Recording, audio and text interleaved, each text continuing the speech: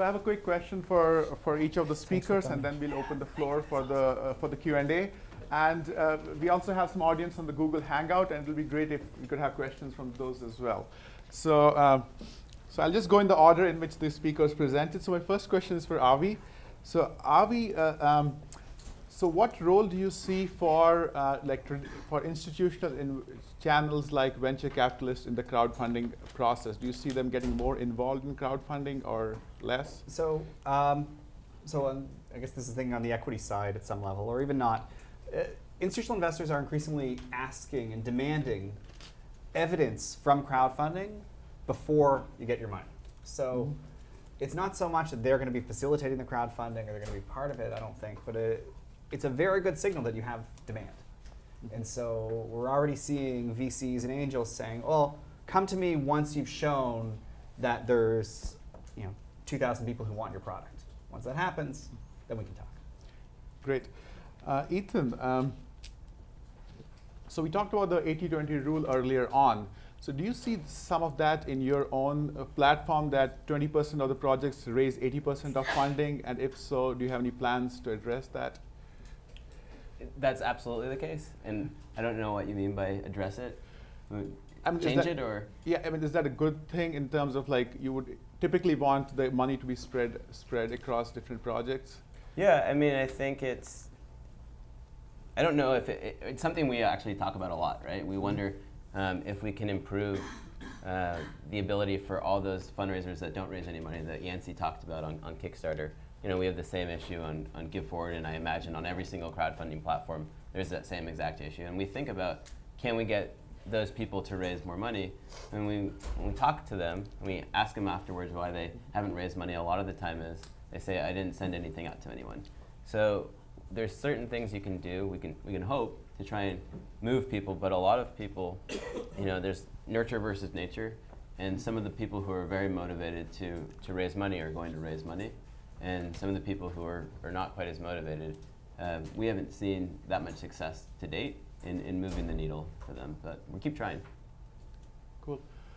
And my last question is for Anindya. So Anindya, I mean, I'm not going to ask you about the paper because I'm one of the co-authors, but in general, so since you are the director of the Center for Business Analytics, so what role do you see for business analytics in crowdfunding? And I know there are a lot of companies in the audience, so what opportunities do you see for crowdfunding platforms as far as data analytics is concerned? Sure. So we're seeing a lot of interest from startups in the space to engage with us. Pretty much the main theme has been about the fact that a lot of these companies are generating tons and tons of data. And some of them have resources to work on them, and some of them don't. And within that world of resources, it's all being about trying to do one of two things. One is, take a causal approach and trying to ascertain, why did something change. The other is more of a predictive approach, which is, we have a lot of historical data. Can we use that to predict what things might happen if we change something? So all the conversation I'm having with companies as part of the co-director of CBA in this crowdfunding space is about trying to tease out one or two effects. Can we observe a causal explanation for what we see, or can we use the historical data to be able to predict what might change? Very broadly, that's what's going on. Great. So I'll now open the floor for questions. And if you could also state who the question is for. Yoram Kinberg, your question to Avi. Venture capital community failed to bring returns to their investors. 10%, from what I heard, made 105% of the profit, which means 90% lost money to investors. From your research, what's the success of crowdfunding in the venture type activities, not in dealing with sick people and some new ideas? Or would it be even a bigger disaster, or would it be better? Okay. So unfortunately, the answer is we don't know, because for ventures to pay off, you usually need 5 to 10 years, and crowdfunding is too new to really see what the payoff's going to be, especially equity-based crowdfunding. I can tell you, in the closest thing to equity-based crowdfunding that we've had that's old, which is Celeband and Music, it was not lucrative for the investors. Pretty much all of them lost money. partly for regulatory reasons, but that's not a representative. There's a lot of differences between Celiband and AngelList, and so in terms of evidence, it's too early to draw any conclusions about what's going to happen. But we do know there's been a handful of very successful companies that have been launched there. So can I add to that? Same question. So I've had two distinct kinds of conversation with the VC and the angel community about this. One was about what Sunil mentioned before, which is a very supportive conversation where if lots and lots of people have backed something, then angels and VCs would see that as a strong signal that this idea has merit, and so they would eventually go ahead and think about backing it. The other is where they would say, well, we wouldn't touch that with a barge pole. Why? Well, with Title III, that's not going to be passed soon. We're going to see an influx of all sorts of investors coming in. We don't know how we're going to be wetting the backgrounds of these individual investors. So until and unless we have a mechanism in place, we are not going to be backing something where we see lots of individual, the John Does investing. So I'd love to, I know some of you are in the VC and the angel community, so I'd love to hear from you guys. What do you think? So I'm Eric Hellman from Unglueit. I just wanted to comment on Avi's talk. There's a fourth participant in the financial, that has a big financial stake in it. They get as much of the cut as the platform does, and that's the credit card networks, the banking networks. And they have a big set of concerns like money laundering and liability that I see it really shaping a lot of and constraining a lot of the ways that the crowdfunding platforms develop. My favorite example is Kickstarter accepted and funded a micro fusion reactor in Brooklyn. And the obvious question is, if Brooklyn blows up because of a Kickstarter campaign, who pays for it?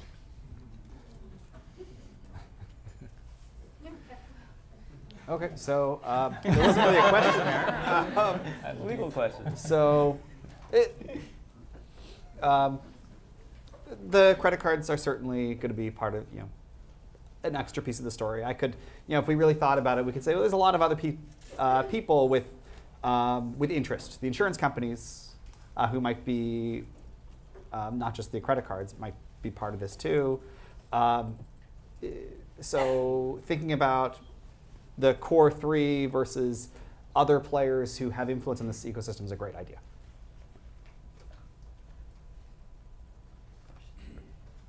My name is Jen Hallweil.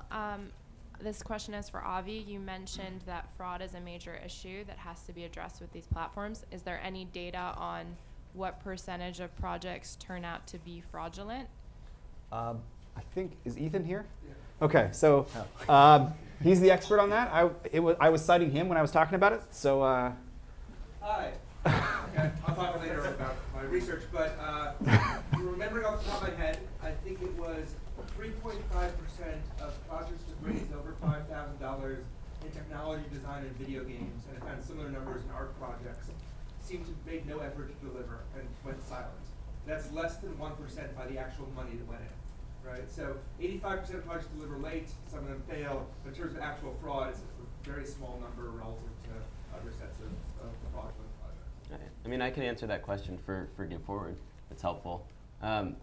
We've seen on our platform that the fraud rates are incredibly low.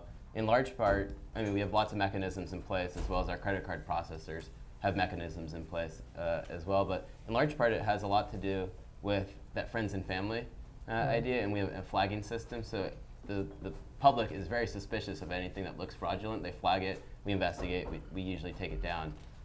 Our fraud rate, we've helped people raise, I said, close to just shy of $100 million. And in known fraud, it's been less than about 17,000. So that's about 1.7 cents for every $100 contributed. The credit card industry has a fraud rate, I think, of 6 cents for every $100 contributed. So it's about 4 times less than the fraud rate for the credit card industry. So I'm always curious a little bit of why fraud's such a big question, because it seems like it's such a minor, so far to date, it hasn't been a huge, huge issue. And I'm curious of why it is always such a big question. So I actually have some thoughts on that in terms of, especially thinking about equity, but also in other things. So fraud makes the front page. Yeah. Okay, so to any individual investor, actually fraud is probably not a big deal. Okay, so if we think about it rationally, the rates you describe, the rates Ethan has found, fraud's not a big deal. But from the point of view of a platform, if you get on the front page of the New York Times because of a big fraud on your platform, that's a disaster, potentially. And so the risk to the industry is actually much bigger than the risk to any individual investor. And that's why I think when we talk about crowdfunding, we need to remember one really big fraud could be a very big deal to any individual platform or to the industry as a whole. I think it also depends on how we define fraud, right? So with equity crowdfunding that's coming, if a small group of people try to create a bubble to push investors towards investing in one company, would that be fraud or would that be fine, right? So we've seen bubbles in the late 1990s. So at least to me, it seems like it all depends on what is fraud, like how do we define fraud? If it's outright fraud, like what Avi said, that's different. But if it's a small group of people trying to push investors in one direction to invest in a specific area, is that fine or is that fraud? So. Hi, my name is Steven. I have a question on Title III, and I guess this is for everybody. If you guys think it will actually hurt equity crowdfunding more than help it, and if you think there's like, I wouldn't say loopholes, but any way that if it does, to still somehow leverage that money to help with helping investors to really spring these ideas to life. Yeah, I mean, I can start and you guys can jump in. I mean, if you look at the definition of an accredited investor today, what Title III is going to do is reduce that considerably, right? So we are saying anybody earning $100,000 or less can invest 2.5% of his or her income, and anybody earning $100,000 or more can put up to 5%, right? So one effect of this is you're basically opening up the pool of potential investors to the, beyond the top 1%, to the next 10% based on income, right? So in terms of wisdom of the crowd, that's possibly a good thing. You're going to get a wider variety of potential investors to wet your idea. On the other hand, you also have to be careful that investors have to be careful in the sense that not everybody is equally savvy. And I, for one, often think about the bubble thing that I was mentioning. It's relatively trivial to direct a large pool of people towards investing in one certain industry or arena or a company, especially in the earlier stages. And the SEC and the lawmakers basically have to keep rules in place to vet investors to prevent them from succumbing to anything of this kind. So, I mean, it's hard to speculate which way it will go, but to me there are two countervailing effects. One which is clearly positive, one which might be not so positive. So. Hi, I'm John Brennick. Question for Ethan. Have you experienced any difficulties with international donors, and do you have any projects that are based from outside the U.S.? People can donate from anywhere in the world, but we only have projects and fundraisers in the U.S. right now, largely because of that $400 billion, we've only tackled a tiny, tiny bit of it yet, and it's just such a huge need here, but we haven't expanded internationally yet. No difficulties with international transactions? No. I mean, the systems we have set up are pretty easy.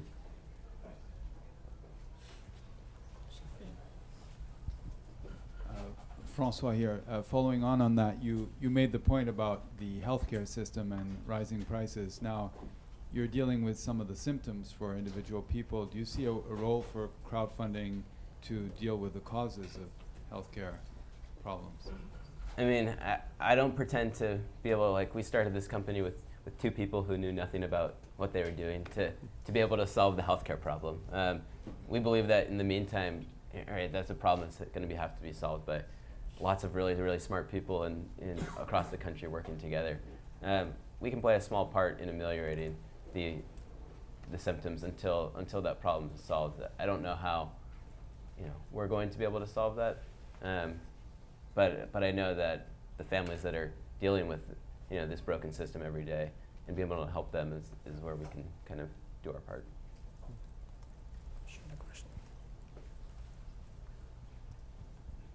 Sophia Bapner from the University of Minnesota. This question is for either Avi or Anindya. Now, on equity crowdfunding platforms, entrepreneurs can decide whether to accept money from a certain backer or not. And so, are we seeing any trends about which types of backers entrepreneurs prefer money from? I mean, we haven't really, investigated that in a whole lot of detail. In fact, Sunil and I have just started talking with some platforms that are in this space. So, I mean, if I had to, speculate, I would say, given the options, entrepreneurs would like to seek investors who have some sort of a prior investing background.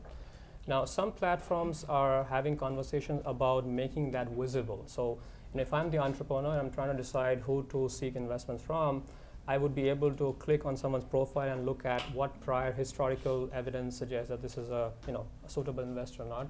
And some want to keep it hidden and concealed because they don't want to bias the entrepreneurs towards only a handful of people, because that would defeat the whole purpose, because you're trying to open up the whole platform to the rest of the crowd. So again, there are two sets of conversation that I've had with these platforms, where one would say we should not necessarily reveal the prior background of the investors so as to not bias the entrepreneurs. One would say, well, we should. So in the interest of time, I would like to stop here. But again, thanks a lot for the speakers. Thank you for coming. Yeah, thank you.